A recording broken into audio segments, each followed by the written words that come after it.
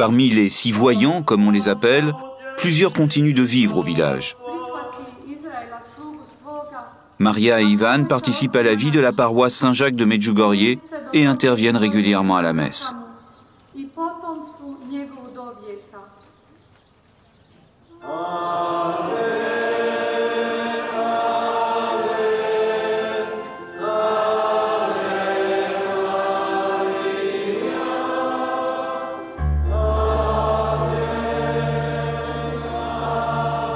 Tout commence durant l'été 1981. 6 adolescents âgés de 11 à 17 ans, 4 filles et 2 garçons, affirment voir la Vierge Marie sur une colline. Dans le village, ils sont les seuls témoins visuels de cette manifestation. Nous sommes 1 an après la mort de Tito, 10 ans avant le début de la guerre en Yougoslavie, et la Vierge de Medjugorje se fait appeler la Reine de la Paix.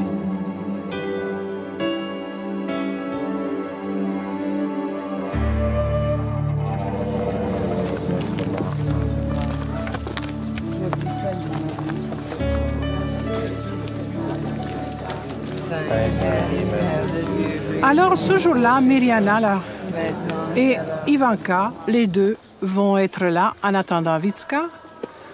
Et à un moment donné, dans l'après-midi, vers 5 heures de l'après-midi, le 24 juin 1981, Ivanka tourne son regard vers la colline et dit à l'autre « Mais c'est la Vierge !» L'autre fille, sa copine, c'est-à-dire Mirjana, une fille de ville de Sarajevo, elle va dire « Mais de quoi tu parles? Quelle Vierge? Ça se peut pas que la Vierge leur apparaisse. » Cette nuit-là, rares sont ceux qui ont dormi vraiment.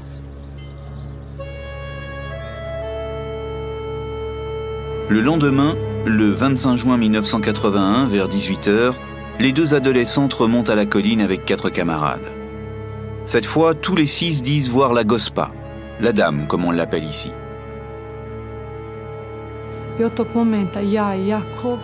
Et depuis ce jour-là, Yakov, moi, Mirjana, Vicka et Ivan, nous avons commencé à voir l'apparition tous les jours.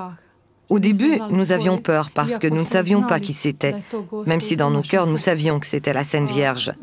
La grand-mère de Vicka a dit « Prenez de l'eau bénite, aspergez l'apparition d'eau bénite et dites « Si tu es de Dieu, reste, et si tu n'es pas de Dieu, va-t'en. » Et à cet instant, la Vierge a souri et elle a dit qu'elle était la mère de Dieu et qu'elle était venue ici parce qu'elle avait trouvé la foi ici. Je vois la Vierge en 3 dimensions, c'est-à-dire que je la vois comme je vous vois. Je parle avec elle comme je parle avec vous. Et je peux la toucher aussi.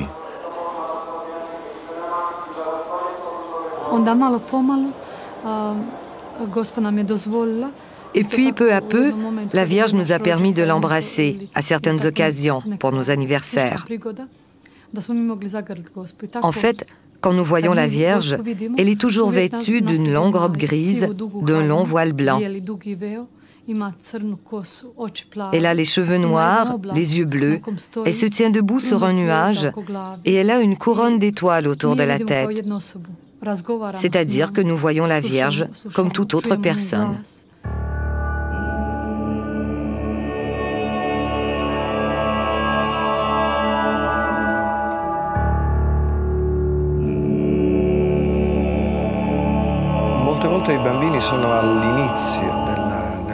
Souvent, les enfants interviennent au début de l'apparition. Ce sont les producteurs du premier moment.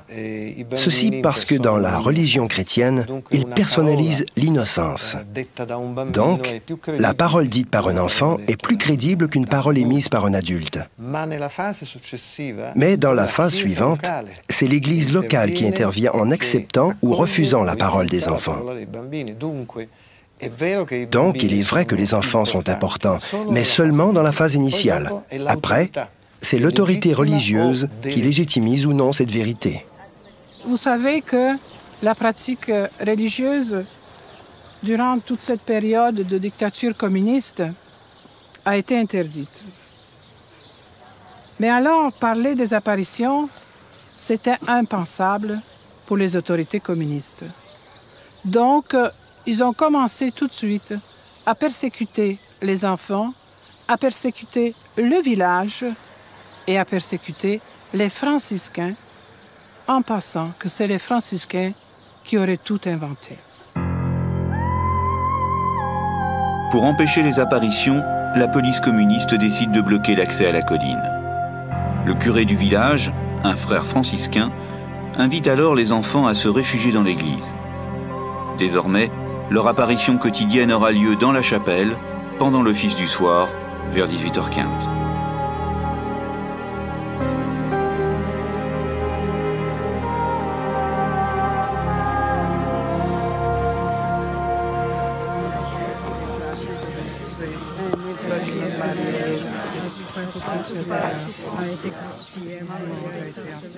Depuis le début des apparitions, chaque matin, les pèlerins vont écouter la voyante Vishka Ivankovic.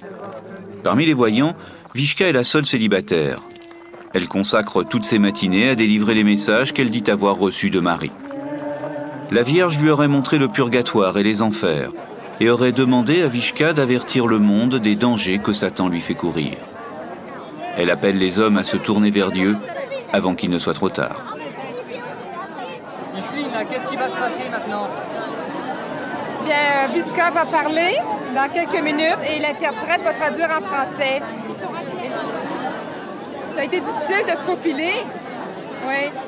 Alors, on attend patiemment son message.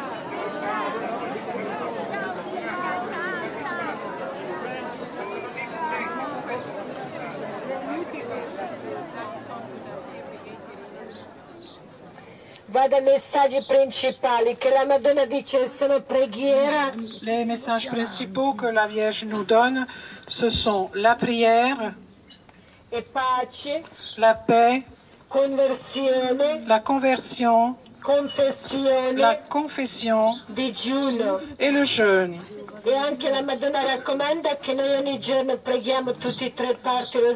Aussi, la Vierge nous recommande de prier à chaque jour le rosaire.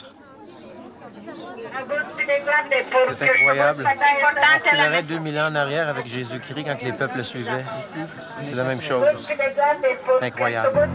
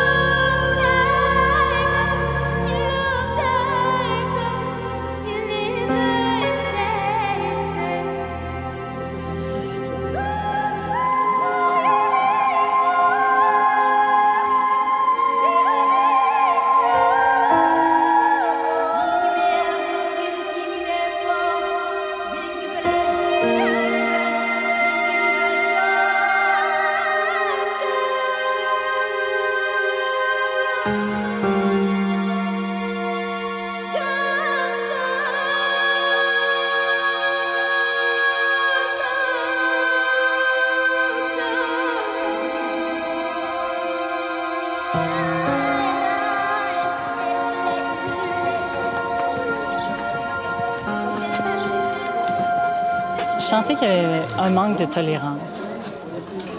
Puis moi, ça me faisait de la peine parce que j'ai l'impression que Marie, c'est pas... Elle aussi, ça lui fait de la peine. C'est pas ça qu'elle veut, t'sais. Elle veut qu'on s'unisse, qu'on vive en amour, qu'on vive dans la paix. Donc, pas qu'on se bouscule.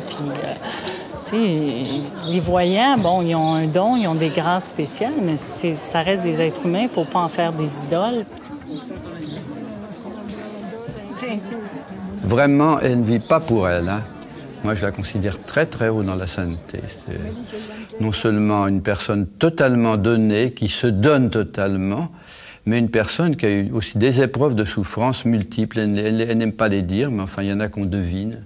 Enfin, ce qu'on appelle une âme victime. J'aime pas beaucoup ce terme bizarre et dramatique, mais il y a des gens qui, comme comme le Christ a souffert la passion, il nous a sauvés en passant par la passion, il y a des gens qui sont appelés à subir les mêmes épreuves. Hein.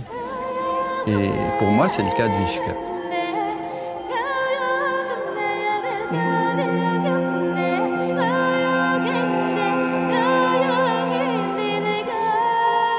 L'imposition des mains par les voyants, c'est une caricature quand même de la grande tradition chrétienne. Celui qui impose les mains, d'abord, c'est l'évêque. Ce ne sont pas les voyants.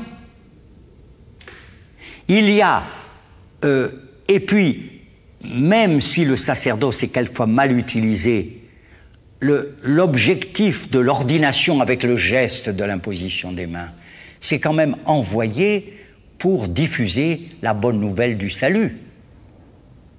Tandis que là, j'avoue que je ne vois pas ce que peut signifier ce geste des mains par les voyants.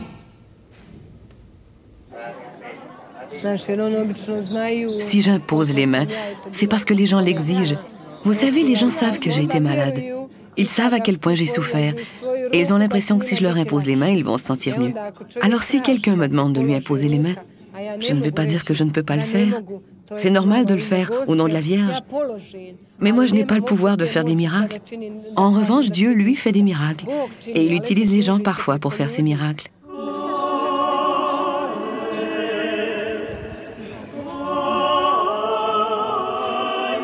On a été le couple ensemble à voir. Elle nous a imposé les mains en récitant « Je vous salue Marie ».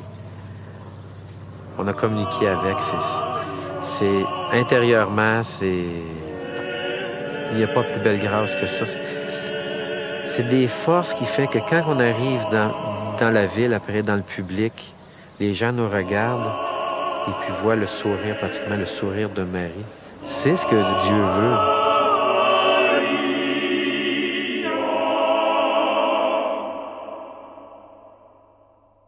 Parmi les 6 voyants, 3 d'entre eux continuent chaque jour de voir la Vierge. Le phénomène a lieu à domicile, comme ici chez Maria. Cette jeune femme, mère de 3 enfants, a aménagé chez elle cette petite chapelle pour accueillir les pèlerins. D'après Maria, c'est à 18h40 précise que Marie lui apparaît.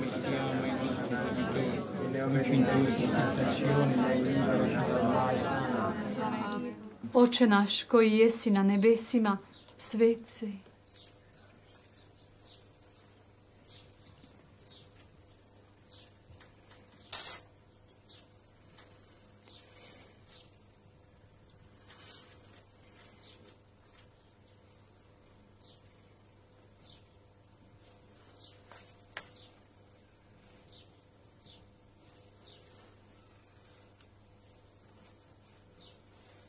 Elle restera dans cette position pendant plus de 3 minutes.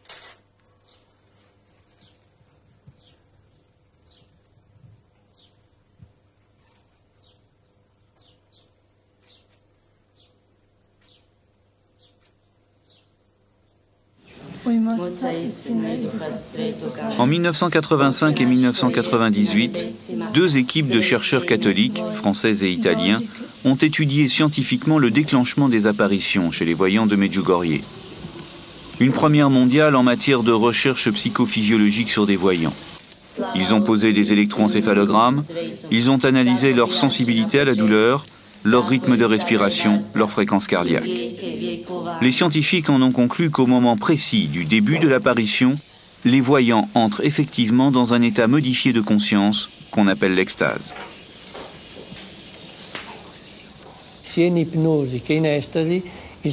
En substance, que ce soit en hypnose ou en extase, si nous piquons le sujet, il ne répond plus à la stimulation externe.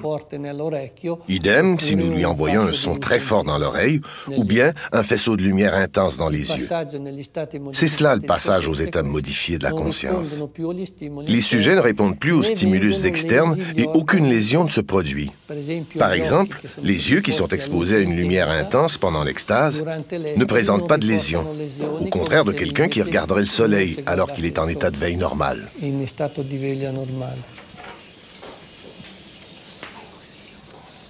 Physiquement, quelqu'un qui est en extase ressemble à quelqu'un qui n'est pas en extase. À ceci près que si on le touche, a priori, il a moins de réaction.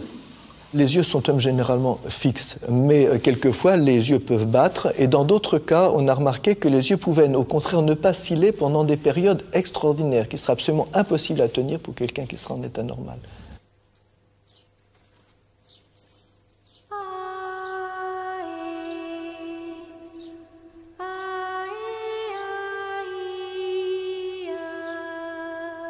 Même si les voyants sont en extase, s'ils sont mentalement ailleurs, la science ne peut pas prouver la réalité de l'apparition, ni la présence de Marie.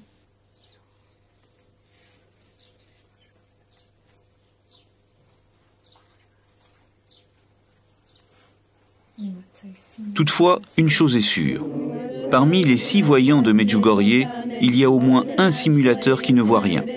Ni Vierge Marie, ni même représentation mentale de celle-ci, mais qui copie les autres depuis le début. Le secret médical interdit aux médecins de révéler son identité.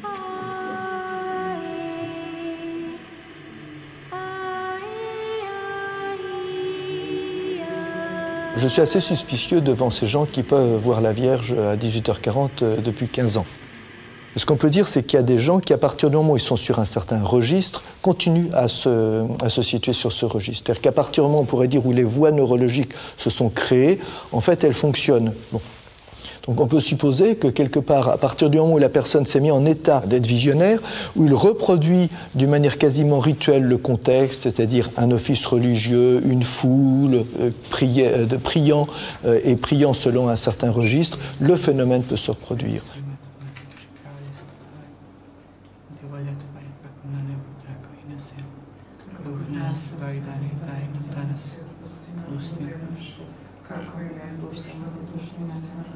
Dans l'ensemble des autres religions, on s'aperçoit que le phénomène de l'apparition, le phénomène de la révélation, est quasiment un phénomène courant.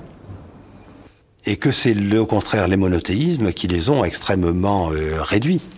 Je veux dire, le chaman, lui, des apparitions, il en a pratiquement 3 ou 4 par semaine. C'est normal. C'est normal. C'est au contraire, chez nous, que les apparitions sont les plus rares, parce que dans le monothéisme, on considère qu'il y a un fossé entre le Dieu et la créature. Du coup, le phénomène d'apparition devient quand même, je dirais, très facilement suspect. Et on se demande toujours si, d'une certaine manière, ce n'est pas une ruse du diable.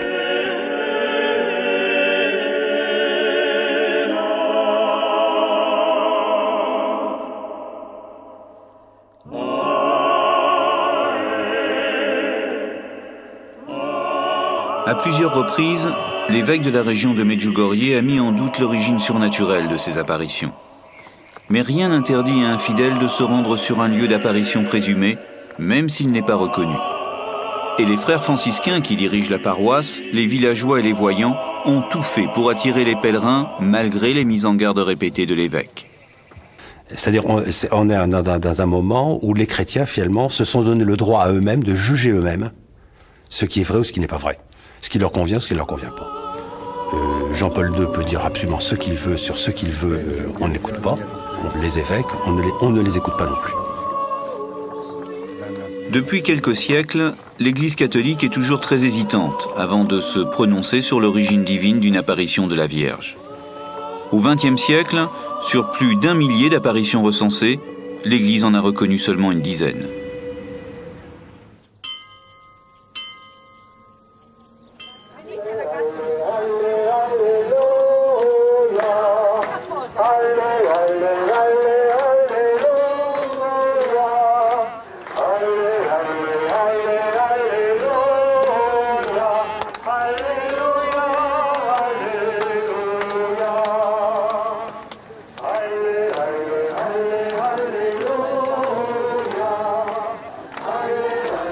Je verrai 2 motifs qui poussent des foules à se rendre sur les lieux d'apparition mariale. Le premier motif, c'est une carence de l'Église catholique. L'Église, mon Église, ne sait véritablement pas présenter le Dieu de la libération, le Dieu de la résurrection d'une manière attractive et chaleureuse. Si on va sur les lieux de pèlerinage, c'est quand même, avant de voir l'aspect pénitentiel, on veut trouver une chaleur de proximité. Les gens cherchent Dieu, alors souvent ils ne le trouvent pas là où ils sont. Ça leur paraît vide, ça leur paraît abstrait. Je crois que malgré certains efforts, la liturgie reste très abstraite, les sermons aussi. Pour les gens, la Vierge, c'est plus concret, c'est un être de chair et de sang, c'est une mère. Beaucoup de gens sont mal aimés, ils savent que par elle, au moins, ils sont aimés.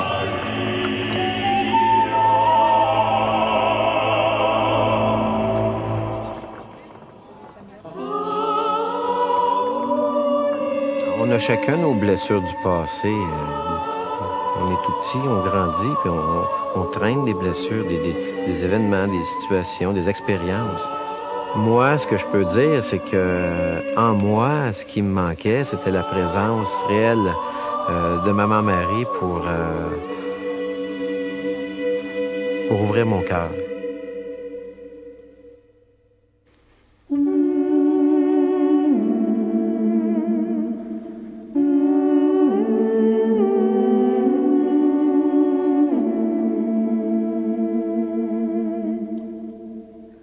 J'avais plus de goût à la vie, j'étais découragé. Il n'y avait pas de dépression, mais j'étais découragé. Il n'y avait plus de solution. Puis à un moment donné, j'ai crié au secours. J'étais dans une église, puis en avant du Saint-Sacrement. Puis j'ai dit, Seigneur, si tu existes, réveille-toi, parce que moi, je suis plus capable. Là, tu sais, là. Puis la Vierge, ça me dit dans mon cœur, reviens me voir à Medjugorje.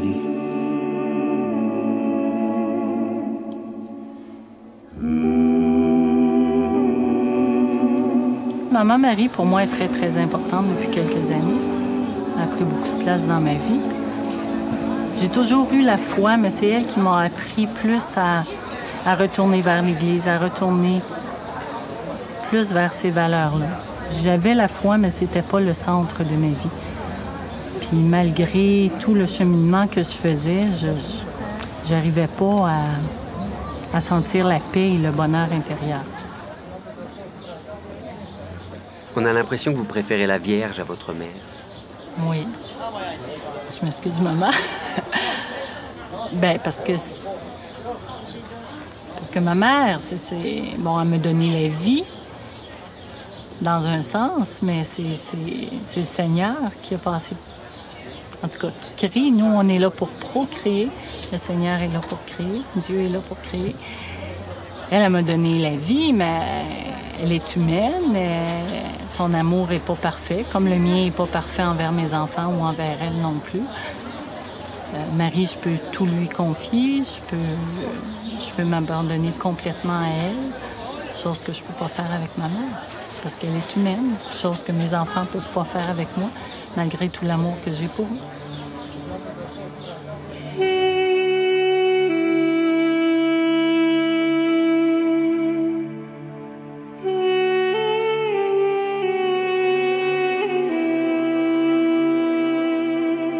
Ce qui est manifeste dans la genèse, le développement et le succès de la croyance aux apparitions de la Vierge, puisque historiquement elle dure depuis 1500 ans, c'est le fait que ce soit une figure féminine qui incarne quelque chose du lien nécessaire que les hommes entretiennent, que les hommes du christianisme entretiennent entre le ciel et la terre.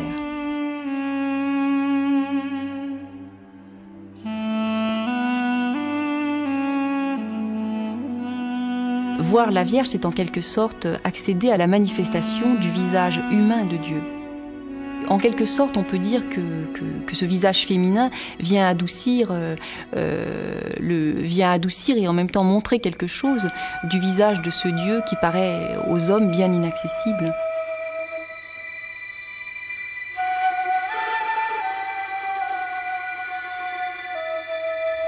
Le Dieu qui nous a été inculqué la plupart du temps est un Dieu masculin.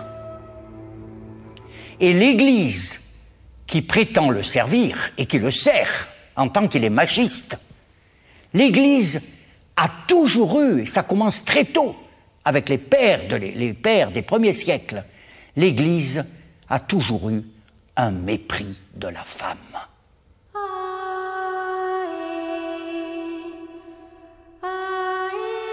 La théologie savante a clairement tranché en disant, même si elle est la mère de Dieu, ce n'est quand même qu'une femme, élue, effectivement, qui n'est pratiquement pas comparable à aucune autre, le miracle de l'Immaculée Conception, etc., mais c'est une femme. Il est évident que dans le sentiment populaire, la Vierge, c'est une déesse. Je ne l'ai pas vue, mais je l'ai sentie. Je me suis sentie portée. Je me suis sentie bercée. Hail Mary, full of grace, the Lord is with thee. Blessed art thou among women, and blessed is the fruit of thy womb, Jesus. Holy Mary, Mother of God, pray for us sinners. Les gens qui font beaucoup de pèlerinage, ce sont des gens qui sont asphyxiés dans leur foi. Ils savent que leur foi, c'est important. Et puis, ils sont dans un monde où la foi est irrespirable, tout parle contre. Alors, ils ont un petit signe de Dieu, alors ils se jettent là-dessus, comme quelqu'un d'affamé se jette sur un fumier pour ramasser un morceau de pain.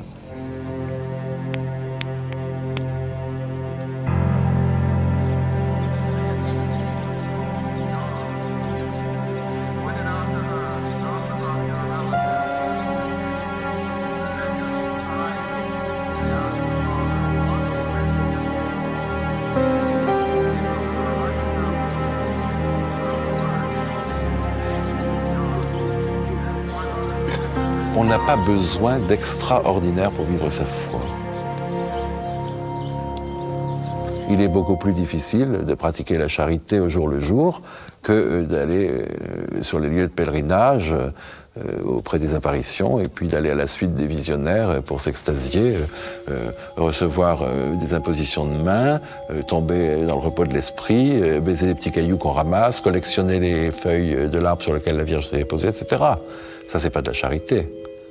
Ce sont des rituels magiques.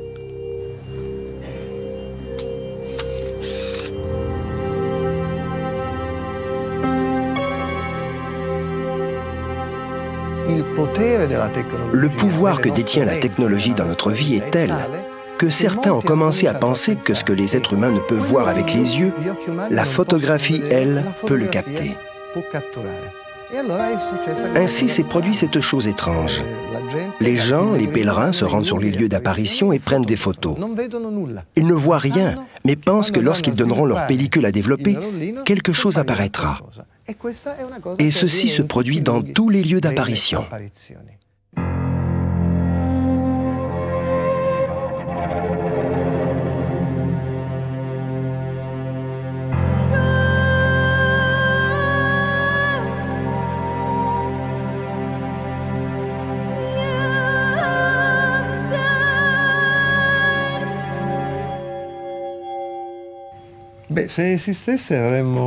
Si nous possédions une seule photo prouvant l'existence de la Madone, alors nous aurions définitivement éliminé de l'histoire humaine la religion chrétienne. Parce que nous aurions donné la preuve de la foi dans un laboratoire scientifique. Ce ne serait plus le pape qui aurait le dernier mot dans le christianisme, mais ce serait un prix Nobel, un scientifique.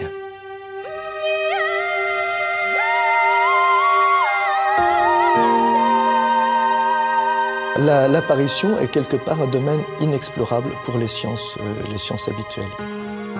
La science peut dire des choses sur l'apparition en tant que matière, c'est-à-dire par exemple la guérison, les phénomènes matériels de l'apparition. Elle peut dire des choses sur les aspects psychologiques, les circonstances de l'apparition, le contexte psychologique de l'apparition, mais elle ne peut pas se lancer dans ce qu'on appelle la réalité de l'apparition. Elle ne peut rien dire sur la réalité de la Vierge et des choses équivalentes. Là, il s'agit de domaines qui sont soit du registre du paranormal, soit du registre de la foi.